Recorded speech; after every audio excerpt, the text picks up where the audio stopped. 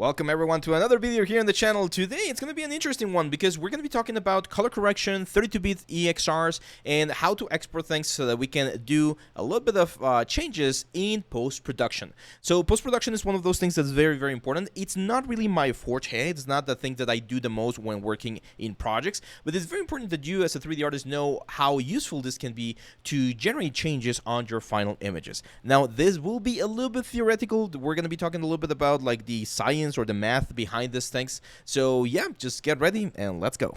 Well, say hi to Dor. He's going to help us today to learn a little bit about color spaces and how all of this like profiles and elements work. So here we're inside of Maya, and by default, starting in Maya 2022, we have the ACES 1.0 SDR video, which is an sRGV sort of like adaptation, ready on our viewport. So when you drop in, for instance, an HDRI, like I have this of this a beach, everything, all the colors, all the textures, everything will be calibrated to this specific color. If you turn this off, you're going to get a very contrasty effect, and I'm going to explain why this happens. The reason why this happens is because an HDRI, as we know, has values that go over 1, right? They go really, really high into the exposure and really, really low into the exposure. So if we try to see those values as they are, we're going to get this super crunchy image, super contrasty image, because the range that we have is way, way too big. And our screen right here is trying to fit all of that range into a specific basket, which we're going to be using that analogy quite a bit, to show us how the colors look. So the ACES color profile and every other color profile out there, they work like baskets. They're containers that will, again, hold all of the color information of your image in a specific way in which specific values. And depending on the size of the basket, the properties of the basket, how it's like calibrated and built, you're going to get a slightly different results. After recording the whole thing, I realized that I did not explain what a color space was, and so yeah, here we go. A color space is the area of the whole color spectrum that we're actually seeing or perceiving on the different devices that we're using. So this thing right here, this is what we consider the full like color spectrum. Now, there's actually debates, we'll probably talk about this soon as well, where the traditional color wheel that we use is actually not perfectly correct, because as you can see, the distances between red, green, and blue are not like perfectly symmetrical as what we normally see on a color wheel. So that's a debate for another time. But the point is that these are all of the colors that we technically could perceive, right? Now, however, most of our devices do not work in these color spaces. Having all of this high range of dynamic colors will be very expensive. There are certain devices that cover a huge amount of them, but not all of them. So what we normally work with is something called the sRGV color space. And this is what, again, your phone, your screens, like traditional monitors will have. And as you can see, it covers a relatively big chunk of the color space, but there's a lot of greens, blues, and some reds over here that are a little bit difficult to get within this sRGV color space. So how does this like work with all of the things that we're going to be talking about? Well, depending on which color space we use, which again, remember, it's kind of like a basket, is how much access that we're going to have to all of these things right here. So if I look, for instance, for the ACES color space, you're going to see that the ACES color space right here is way, way, way, way more intense. See that? We go all the way to these tones of greens and blues than our traditional Rec 709, which is a little bit closer to sRGV. So this is, again, the main like idea that you need to understand about color spaces. Color spaces are how much of the colors are you going to be able to see. But it depends on two things: the images and the softwares that you're working, and also the hardware, which is very important. All of this goes out the window if you're watching a movie in your phone, for instance, or if you're using a projector that's a very basic sRGV projection. So this all has to do with how we see colors and how we utilize those colors within the images that we're working with. So with this covered, with like the basic idea of color spaces covered, let's continue. So for instance, right here, we can change this to an on-tone map sRGB. Again, with this solar, this view transform turn on. So it's going to look a little bit different. This is the on-tone map. The logarithmic one is going to look very flat. We're not going to see any like intense values. The raw one is going to look very crunched up. And then this is the unity neutral, which I like to use sometimes if the colors are way, way too intense. But more often than not, you're going to be using this ACES right here, which is going to give you a really close display on how your colors work. Now, I'm turning on the lights right here, as you can see, and we get a nice preview. Again, it's not perfect. This is where I definitely think Blender wins against Maya. Blender, with its real-time, like denoising and everything, can give you a really nice idea of how things are going to look. And Maya does fall behind a little bit here. But you can see here, again, that we see a nice preview of how this thing is going to work. So, if we go back here, this is the render. This is the actual render. It took, what, like 20 seconds or something to do this render. This is how the actual element works. If we go to the options right here on the little cogwheel, you're gonna see that we have the option again to change the view transform. And again, this is very, very, very important because I'm gonna be exporting this image as a 32-bit like EXR, which is like the best amount or the most amount of data that you can export from an image, which is normally like when you're shooting raw film, that's like again the biggest amount of data that you can shoot with a camera. Well, in 3D, what we consider to be the best one is the 32-bit EXR image. You can have multiple channels. It's a quite a complex topic that we'll probably cover another time.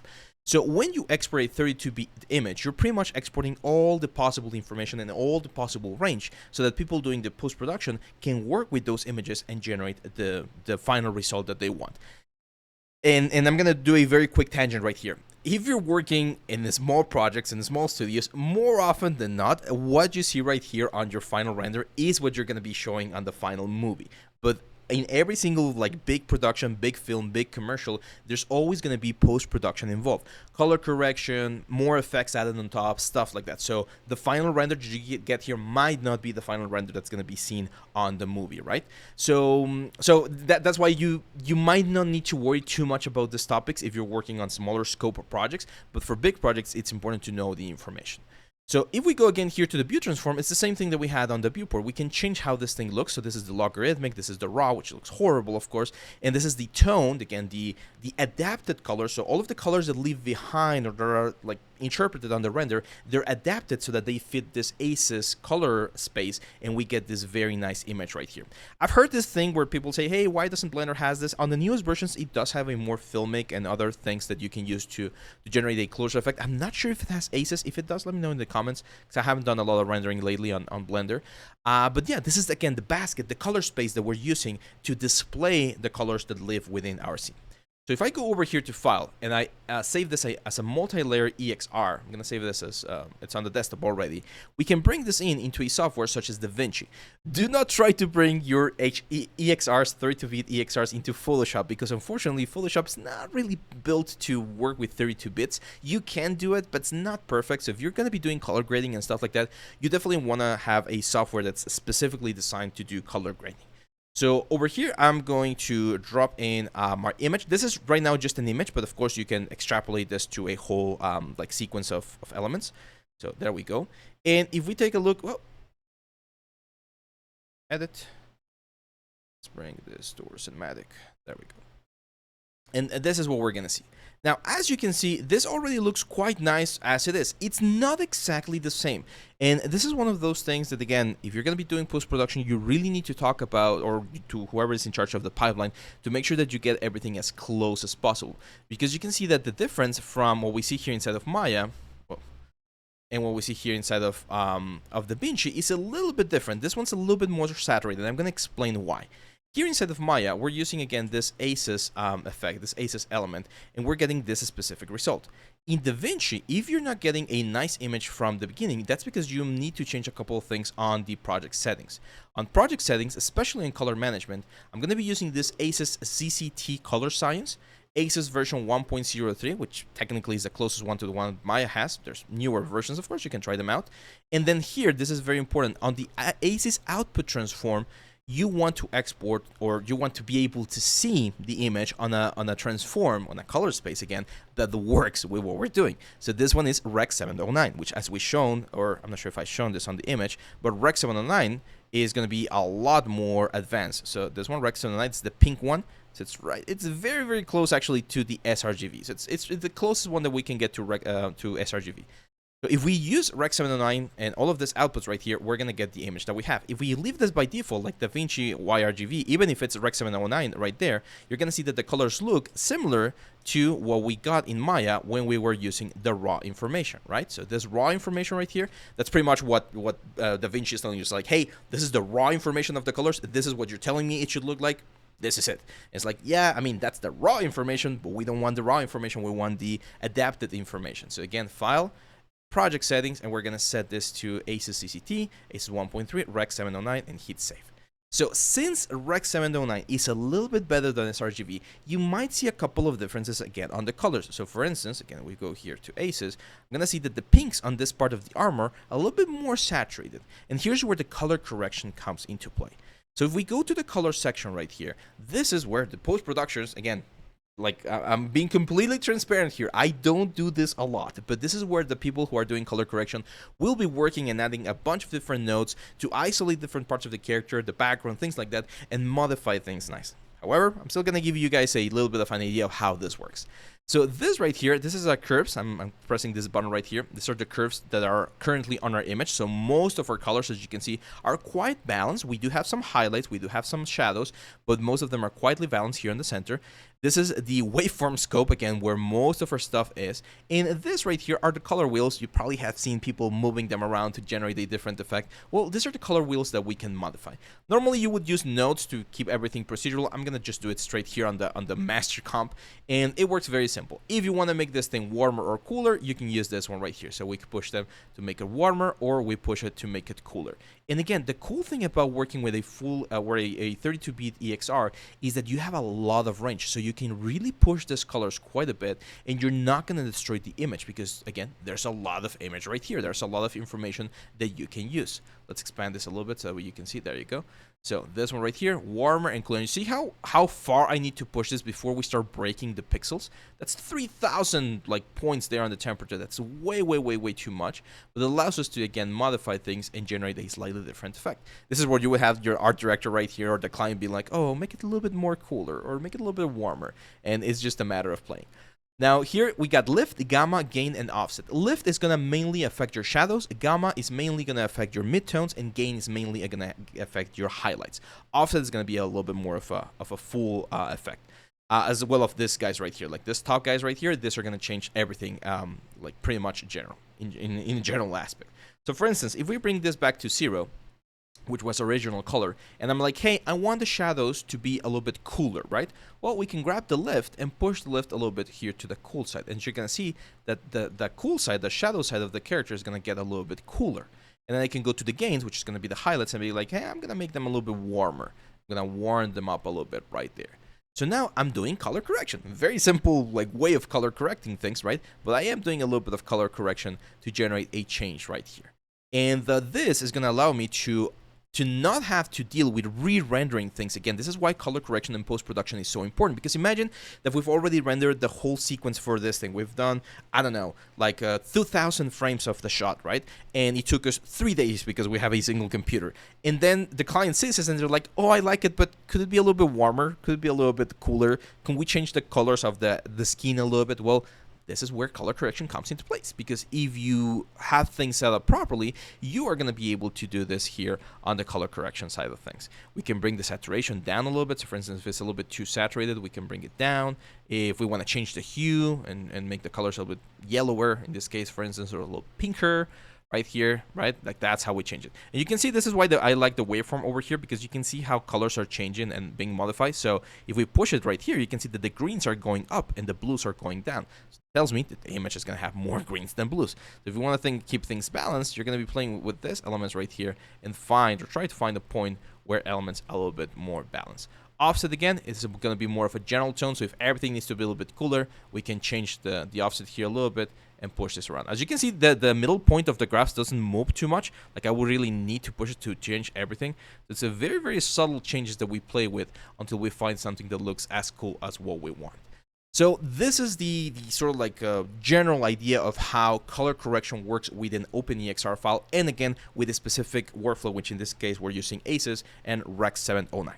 Well, let's open After Effects real quick, because I want to talk about something else, which is kind of like a bonus tool. Like if you don't want to deal with all of this, if you're like, this is way too much, I just want to keep it simple, I don't want to have to deal with all of these elements right here, well, there's a little bit of a solution. Again, you're going to have to use a software such as this one right here, After Effects, that allows you to work with 32-bit images. And what I'm going to do here is I'm going to bring in my image again, so the dwarf cinematic.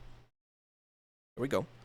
We're going to create a new timeline. There we go. And this is what we get. So what are we getting? Well, this is interesting because we're not getting this one, the raw sRGB. We're actually getting the log sRGB. So we're getting something a little bit closer to the logarithmic or the unity neutral stuff. It's not perfectly neutral, but it's also not perfectly logarithmic. So it's kind of like a weird mix. And there's a couple of things that you can do. For instance, I'm going to add here a new adjustment layer. And then this one, I'm gonna go to effects, then color correction, and I'm gonna use some curves. And here in the curves, what we can do is we can push the colors on the curves, as you can see on the whites or on the darks, and we can get this to look a little bit closer to the original object. So since we don't have exactly the color that we want, one thing that we can do here is, for instance, try to get close to it. Again, this is just an approximation. This is not like the proper workflow. And I've gone through like a lot of documentation trying to find the proper workflow for After Effects. And unfortunately, again, since it's not really a software that works with 32-bit, it gets a little bit tricky. But I'm going to go here to, again, color correction. And what I'm going to do is I'm going to use an exposure option. And if we push the exposure a little bit, sorry, not exposure, the gamma right here, we're going to be able to get to a relatively close color right there. Now, again, one of the things that I'm going to show you right now is, instead of working with all of these exposures and things like that, one of the things that we can use is something called a LUT, a lookup table. So a lookup table, or a LUT, is a specific type of information that you can use. It's a calibration tool that you can use so that you can apply a filter. It's pretty much like a filter. You apply a filter and all of the colors are going to switch to a specific type of tone and a specific type of shadow, a specific type of color correction, so that everything looks nicely. They use these LUTs a lot in films once they find like the look of the film that they want to have, so that every single shot that they record can be using the same LUT and everything looks like it's part of the same movie. So it's this thing right here. So as you can see, we have the same image, or the first image, and all of these images have different types of LUTs that are giving us an interesting look to the whole thing. And there's something quite nice. There's actually, similar to Polyhaven, there's a free one called a site called Fresh LUTs, where as long as you register, you create just an account, you can download all of these LUTs right here. And some of them are really good, some of them are not that good, depending on what you're looking for. But the way this works is you find a LUT that you think like, hey, this looks interesting. I want to see how that looks with my character. So for instance, this one right here, celluloid, that one looks really, really nice. You can see the comparison. This is like the raw image that you normally get, and once you apply the LUT, you get this effect right here. Again, this is color correction, okay? So this is the raw that you normally film with a camera or with a digital camera, and this is how it looks after you apply the LUT. So if we download this LUT, let me log in real quick. Sorry, I had to switch tabs, but let's look just for a very quick other one right here. Something that looks interesting, like this one, Nostalgia Honey. It's quite nice, as you can see. It's some, like, it's not super harsh, it's not super intense, but we get some nice effects right here. So we download this LUT, and inside of After Effects, I am going to add a color correction, and I believe there's one right here. If it's not, it's right here on Effects. So we just add LUTs. I'm going to apply color LUT right here, and we select this one, and that's it. So what's going to happen now is that we're going to have this color LUT on top of the image, and you can see how it changes the image. It modifies the colors of our image right now because it's on an adjustment layer, and we get this effect. I can change the LUT. Let me grab this, like AC neutral, for instance. We get this very saturated effect. Again, we're not getting the best effect here inside of After Effects because it's not really, again, a color correction software. This is used for other types of stuff, but you can see how the LUTs can really give you a head start on the type of effect that you want to get for your element. So LUTs are not the same as color spaces. LUTs are like the instructions that you can give the colors within a color space to switch and modify themselves and get a different result. Color spaces, as we've seen here, are the amount of data, or how we represent the data on our elements. And depending on what color space you have, as we saw here as well, we can play around and generate a slightly different effects and modify them here on the color correction side of things. So hopefully this small video, guys, gives you an idea of how this works. Again, I'm not an expert on this area, on color correction and stuff like that. This is more of a post-production side of things. I normally work more in production, but it is important that you understand at least the basic concepts, so that when you are dealing with a full pipeline, or working in a team, and a big team, and there's post-production involved, you can deliver the kind of stuff that people need, especially things like AOVs, again, 32-bit EXRs, and all of the properly calibrated images, so that whoever's doing the next step of the project can get the best result.